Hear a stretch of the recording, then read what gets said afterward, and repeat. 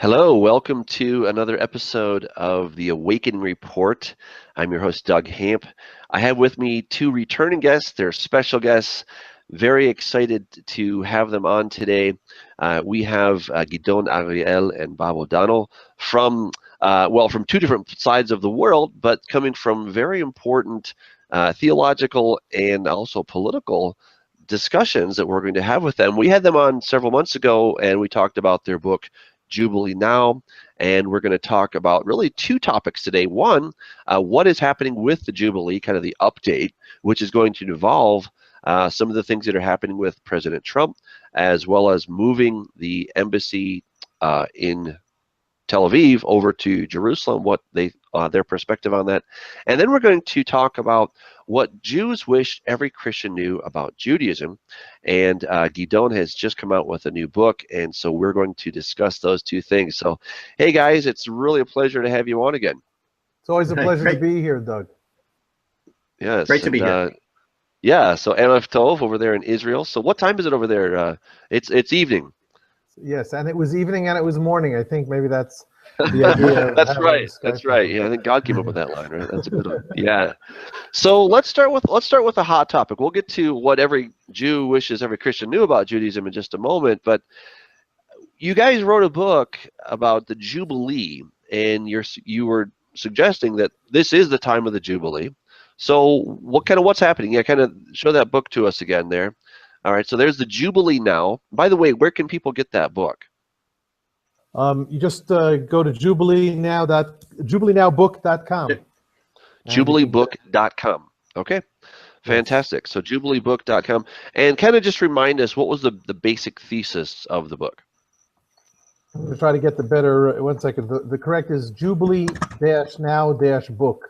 Okay. .com. Jubilee-Now-Book.com. So people can check that out. And just to remind our listeners of the basic thesis of your book. Yes, Bob, why don't you take that over? Okay, sure. So the book that we put out late last year talked about how people are looking at Jubilee from a couple different perspectives. And there was one line of thought that said that the previous Jewish year, 5776, was the Jubilee year. And we saw some evidence for that with regard to the Israel declaring the Golan, the land across the Jordan, as forever part of Israel. And this was the first major declaration of land across the Jordan and the first major declaration of land for the last 50 years from Israel, to say this is now fully part of Israel. So that was a very important piece of evidence. Then we had the Brexit last summer, which was a populist movement, and the idea of the United Kingdom breaking away from the European Union and some of the one world government kind of direction that the EU was taking. And that breaking away and freedom was another evidence, we said, of the Jubilee. But now as we move into this current Jewish year of 5777, we also said there was a line of thought, a line of reasoning that said that this could be the Jubilee year as well. So we were going to watch for actually this 2-year period and try to see some of the things that were happening and try to understand what God is doing and whether he is restoring the Jubilee back to us in terms of identifying for us when is this period in time, because we definitely feel like there's this period. So early in 5777, we had the Trump election, a surprising election. Regardless of what you think about Trump, you have to agree that that there was a populist movement in the United States, similar to what we saw with Brexit. Okay, so that is a third piece of evidence, if you will, that we might be in this in the Jubilee season. So, is 5777 going to be the big Jubilee year? Perhaps. What might we look for in the days ahead to understand whether 5777 is going to take the prize?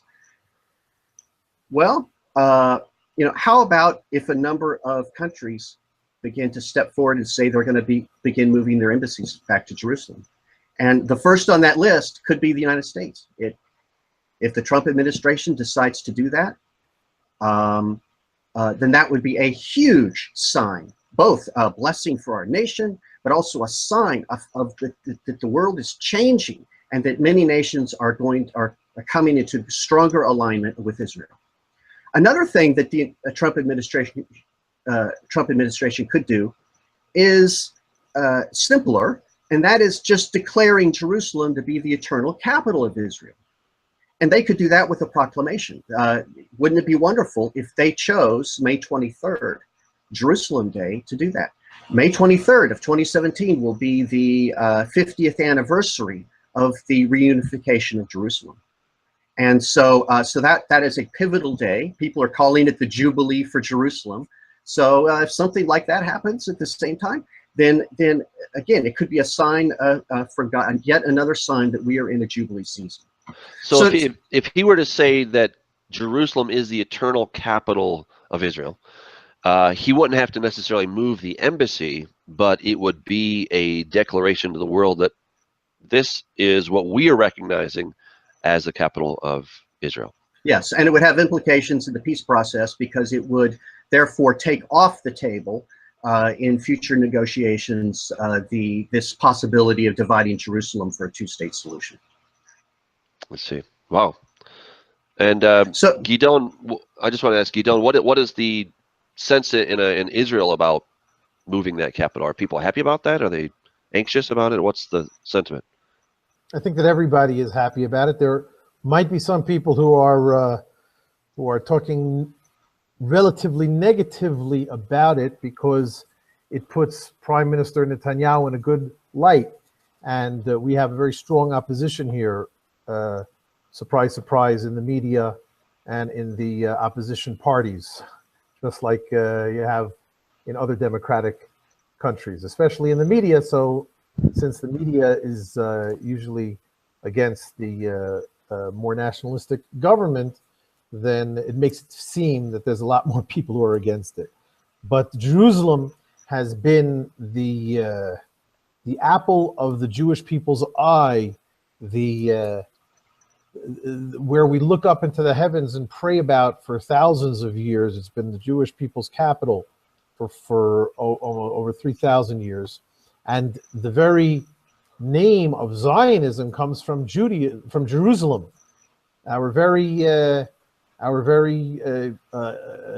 national anthem talks about Jerusalem. So for anybody to have anything against anything doing with Jerusalem is like mom and apple pie around here. So therefore we're looking forward to it, and I think that people are mostly just astounded at what's going on. I think, like most people, they're astounded at the big change in the United States. A real 180 has gone over there, and it's a question of how fast it's going to happen. That's all. Well, Bob? Well, I think that we're in a Jubilee season right now. It seems that you can just feel it, that there's change in the air, and I think we have an opportunity in America right now to take a new step forward and receive the blessing from God that would come from taking such a bold and politically difficult decision to go ahead and do what was decided in the 90s. You know, the movement of the embassy to Jerusalem was actually passed by Congress in the mid-90s. The president has simply been, every president since has just been delaying the execution of the move. So it's really a matter of just coming in line with the original decision. I think it's a big, it's a big opportunity. There will be many world leaders that will counsel, if you do this, you are creating war. We will find ways to not partner with you financially. All those trade deals you want, Mr. Trump, you can put those behind you if you offend us in the Arab world by this move. But Anyway, Wow. God's truth is above all that. Amazing when you think about all these things. Just remind people, what is Jubilee? This is from Hayovel in Hebrew. And what is Yovel all about? What's the idea of that? Or what's the meaning, shall we just say? Well, Who do since you I want heard to the word say? Hebrew, then I'll pick up on this. The word Yovel is, I think it's called sui generis. It's a word that the only place we have to define it from the Bible is the same places that it appears. So it sort of has to define itself. So it seems to come from the word that is used for ram's horn. Your listeners or your viewers might be familiar with the shofar, of course. And the shofar is a biblical word, but the word Yovel is also, and they are similar. I'm not a zoologist, so I don't know exactly the difference between a shofar and a Yovel. But the word Yovel appears in the story of of Mount Sinai when we heard the Yovel calling, the Yovel blowing, and when the Yovel would stop, says the scripture, then the people could go back up onto the mountain. In other words, for the duration of Ma'amad Har Sinai, for the experience of the event of Mount Sinai, people were commanded to take keep distance from the mountain. Later, so that is one aspect of Yovel. The other aspect is, of course, the Jubilee year, which is the 50th year in counting. There are seven years. The year of Shemitah, which is a stopping, just like the seventh day of the week is the Sabbath. The word Sabbath means rest. So the Bible commands us for a seventh year of rest also. And the Jubilee is the seventh series of 7 years of rest. So it's a double seventh year, as it were.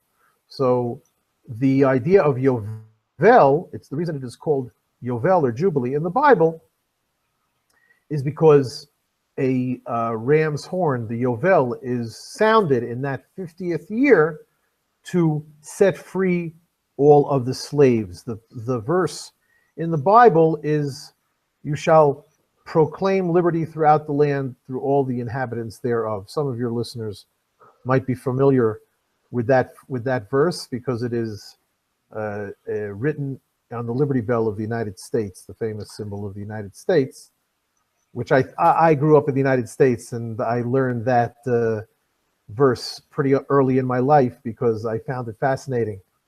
The whole idea of proclaiming liberty throughout the land. Liberty is one of the main the main ideals on which the United States is built. So as a young patriotic child of the United States, I was happy to hear that idea. But when I learned that it came from the Jewish Bible, then it made a much bigger impact on me. That's And Leviticus 25:10, by the way, for those who are wanting to look that up. Leviticus 25:10, and it says, "You shall consecrate the 50th year and proclaim liberty throughout all the land to its inhabitants. It shall be a jubilee for you." So, yeah, good word. So the fascinating thing, again, I highly recommend that your listeners and viewers check out our book. You can also get it as a PDF if you know what that is, because it does talk about the historical Jubilee, and it also talks about our current events. How there's a possibility that some aspect of Jubilee might be revealing itself in our times, and reasons why that might not be happening. So it's a pretty comprehensive book about from both of those perspectives, and I think it's very fascinating because from a Jewish tradition, the commandment of Jubilee might never actually have been observed ever. So by the excitement and interest that we're now having in the Jubilee, that might be a redemption of that commandment.